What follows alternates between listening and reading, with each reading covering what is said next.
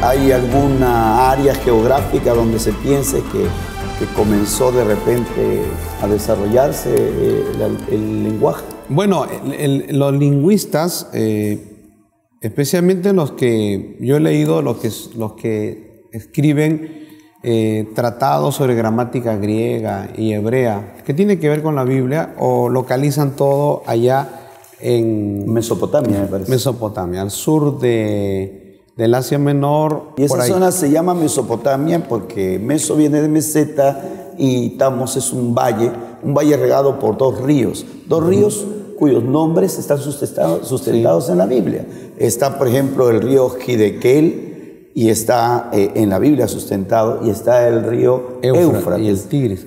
Uno de ellos mantiene su nombre hasta el día de hoy, el Éufrates. Y el Hiddekel es el que conocemos como el río Tigris. Entonces, esa es la zona donde los científicos que estudian, ¿no?, la formación de la lengua, ellos afirman que una lengua muy importante, que es la lengua semítica, se desarrolló en Mesopotamia, que es una de esas lenguas, o sea, una variante de la lengua semítica, fue la que habló Abraham, que era de Ur, de los caldeos. Él hablaba el acadio. Claro, porque después del diluvio, como dice la palabra, los sobrevivientes de la familia de Noé se movilizaron a la llanura de Sinar, donde justamente es Sumeria y Babilonia.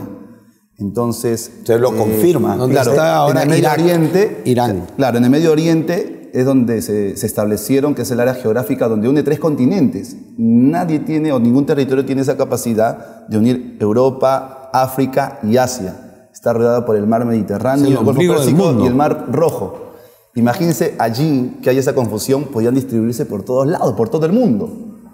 Lo cual confirma lo cual dice lo que dice la palabra, ¿no? De ahí viene un conglomerado de idiomas. Por ejemplo, existen las familias lingüísticas, porque nosotros en la actualidad, según los datos que se pueden recoger, hay como 6.000 a 7.000 idiomas. Ahora, es importante notar que a los lingüistas no les gusta que se llame dialecto, ¿no? Ellos le llaman lengua o idioma. Los dialectos, ellos es como algo ofensivo, pero en realidad estamos hablando de 7.000 idiomas, pero son 23 idiomas los que más se hablan. Y la mitad según los estudios, la mitad de esos 6.000 idiomas a 7.000 están en peligro de extinción porque justamente ya no se hablan, son lenguas muertas. Son lenguas muertas, no tienen escritura y no se hablan. Así es. En realidad, y ahora con la globalización... Eran muchos más, pero conforme pasan los tiempos y conforme lo que dice el pastor, la globalización va matando, por así decirlo, las Por ejemplo, lenguas, en el Perú es uno de los países en el ranking de países donde más idiomas se habla.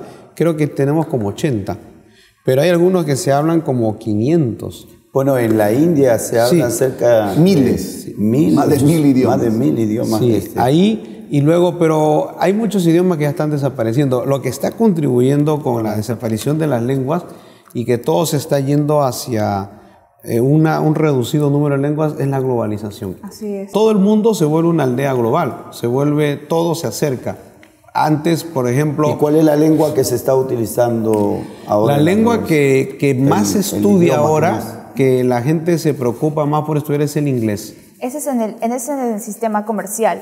Si uno quiere, por ejemplo, en las universidades, yo estoy en la universidad, tiene que saber, para titularse, tiene que saber el inglés. En los colegios bilingües, bueno, en casi todos los colegios se enseña el inglés, aunque sea el básico. En todo el mundo, eso es en China, eso es en la India, en Europa todos los jóvenes hablan el inglés. Así es, pero los idiomas con mayor número de hablantes, en el primer lugar está el chino mandarín, en el segundo lugar el inglés y en el tercero el español. Pero eso es en cuanto al mayor número de hablantes. Pero el que tiene mayor presencia internacional, es decir, el que se utiliza más comercialmente en todo sentido, es el inglés. El segundo el francés y el tercero el árabe. ¿El segundo es el francés? Así es. Ahora, eso muy también es, como ya decía, por un tema comercial, pero sobre todo es como un poder. El país poderoso económicamente, culturalmente, científicamente, impone las reglas, por así decirlo. No, siempre ha sido así. Por ejemplo, en tiempo de Egipto... Cuando Egipto era un imperio, eso pasó también con los griegos y pasó con los romanos. Todos los imperios siempre han impuesto su lengua, ¿no? En su tiempo lo hicieron los egipcios, luego los caldeos asirios. Entendamos que hubo una época que de ahí surgieron los babilonios, que Babilonia prácticamente al llevar cautivo al pueblo de Israel, por 70 años prácticamente se impuso a esa nueva generación el idioma, el arameo, que es el que cuando ellos retornan nuevamente a la tierra prometida, ellos hablan el arameo. En tiempo Tanto de que Jesús, ¿qué idioma habló? Habló el arameo. Habló el arameo.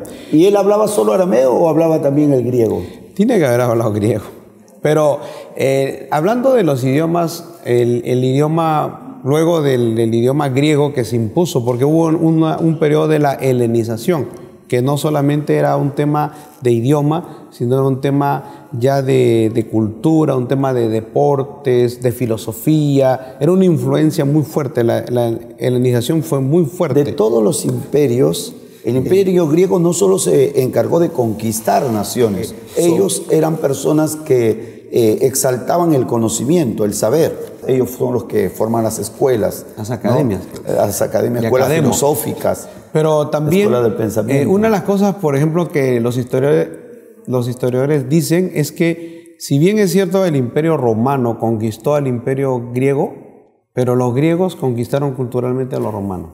Porque el derecho romano está basado en el derecho griego. Yo quisiera hablar acerca de la teoría evolucionista que dice que los monos los comparan con los bebés de hoy. Hoy los bebés nacen y ¿cuáles son sus primeras palabras? Son balbucean, los balbuceos. Entonces hacen esa semejanza con los monos y que dicen que antes gruñían y luego por la necesidad de comunicarse, por la necesidad de ser una civilización para tener la mayor probabilidad de sobrevivir, se comunicaban gruñendo.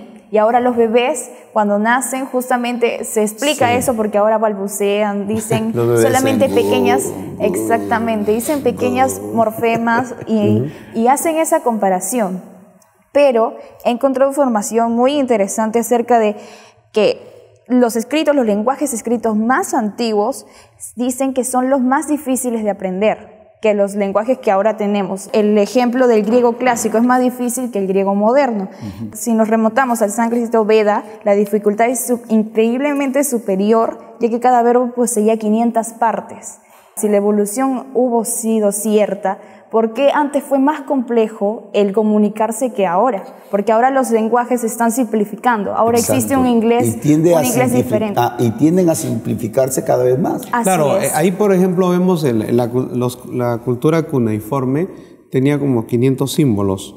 Para poder entender el lenguaje tenía que, y en la escritura, memorizar 500 símbolos. Los chinos 10.000, pero el alfabeto son 27.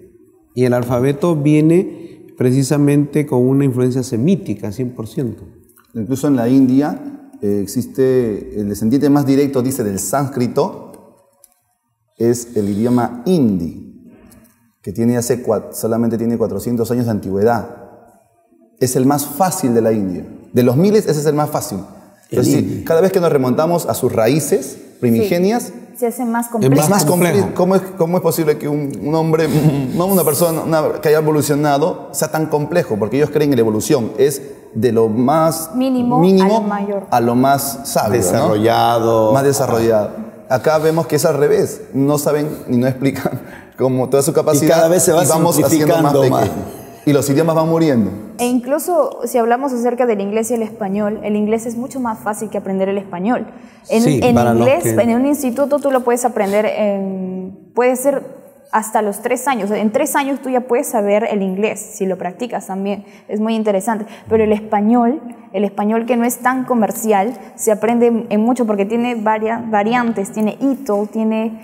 Más los palabras. Verbos, exacto. Claro, los verbos para conjugarlos. Más conjugaciones. Y en el Perú, el aymara, por ejemplo, tiene la posibilidad de expresar cada raíz verbal 100.000 palabras.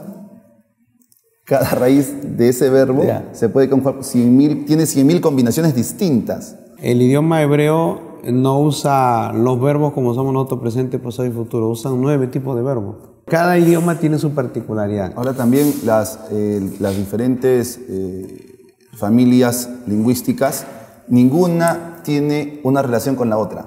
O sea, ninguna parte de un mismo tronco común. Todas son ¿En totalmente qué diferentes. sentido? ¿Cuáles O sea, familias?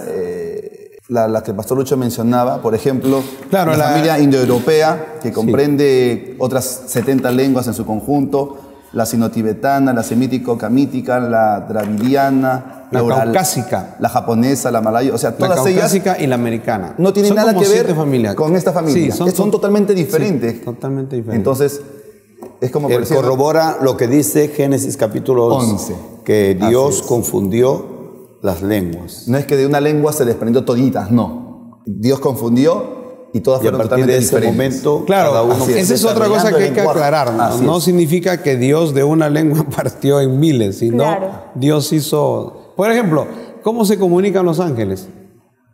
Los ángeles tienen un código de comunicación y su comunicación es perfecta. Y se comunican con todo el mundo. Sí.